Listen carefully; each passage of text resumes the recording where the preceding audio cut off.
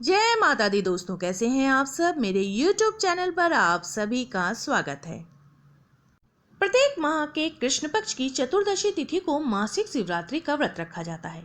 मासिक शिवरात्रि के दिन देवों के देव महादेव और माता पार्वती की विधि विधान से पूजा की जाती है। शिव जी को बेलपत्र, भांग, मदार, पुष्प, चंदन, शहद, गंगा जल, गाय का दूध आदि अर्पित किया जाता है। वहीं मां पार्वती को श्रृंगार की सामग्री अर्पित की जाती है।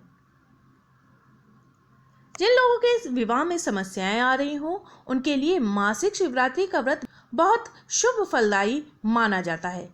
मान्यता है कि इस व्रत से विवाह संबंधी समस्याएं दूर होती है और मन चाहे वर की प्राप्ति होती है।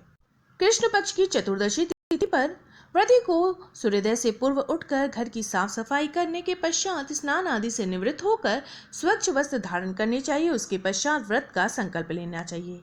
अब पूजा स्थान पर भगवान शिव के समक्ष धूप दीप प्रज्वलित करें। उसके पश्चात भगवान शिव का अभिषेक करें। दूध, दही, शहद आदि से अभिषेक करने के बाद गंगा जल से भी अभिषेक करें। शिव जी को उनके प्रिय वस्तुएं जैसे भांग, धतूरा, बेलपत्र आदि अर्पित करें। भगवान शिव के साथ माता पार्वती को तिलक करें और फल फूल आदि अर्पित करें। इस दिन भगवान शिव को चावल की खीर का भोग लगाएं और पूजा के बाद आरती करें। शिव जी के पंचाक्षरी मंत्र का जाप करते रहें। वहीं मासिक शिवरात्रि की पूजा के दौरान शिवलिंग पर तुलसी पत्ता भूलकर भी अर्पित नहीं करना चाहिए। वहीं शिव जी को तिल भी नहीं चढ़ाना चाहिए।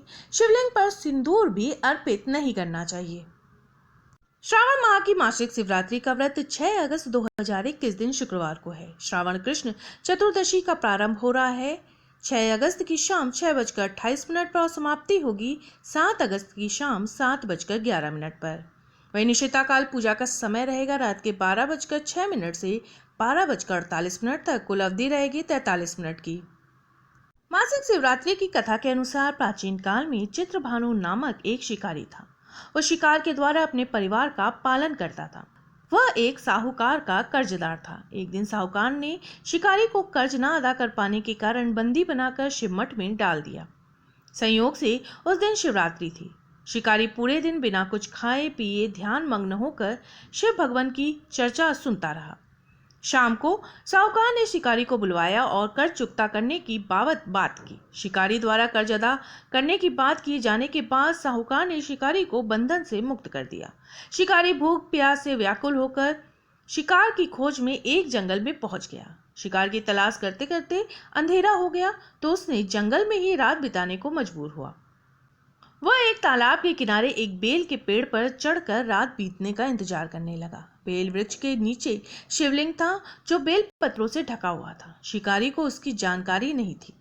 पड़ाव बनाते समय बेल की जो टहनियां तोड़कर नीचे डालता वो भगवान शिव के शिवलिंग पर गिरती चली गई। इस प्रकार उसका व्रत भी पूरा हुआ और बेलपत्र भी चढ़ गए। एक प्रहर रात्रि बीत जाने पर एक गर्भिणी हिरणी तालाब पर पानी पीने पहुंची। जैसे ही शिकारी ने हिरणी को शिकार करने के लिए प्रत्यंचा चढ़ाया, हिरणी बोली, मैं गर्भिणी हूँ। मैं जल्द ही बच्चे को जन्म देने वाली हूँ। मुझे अभी मत मारो। बच्चे को जन्म देकर मैं पुनः आपके समक्ष आ जाऊंगी। उसकी बात सुनकर शिकारी को दया आ गई और उसे जाने दिया। प्रत्यंचा चढ़ाने और ढीली करने के समय भी कई बेलपत्र टूटकर शिवलिंग पर गिरे और उसकी पहले पहर की भी व्रत पूरा हुआ।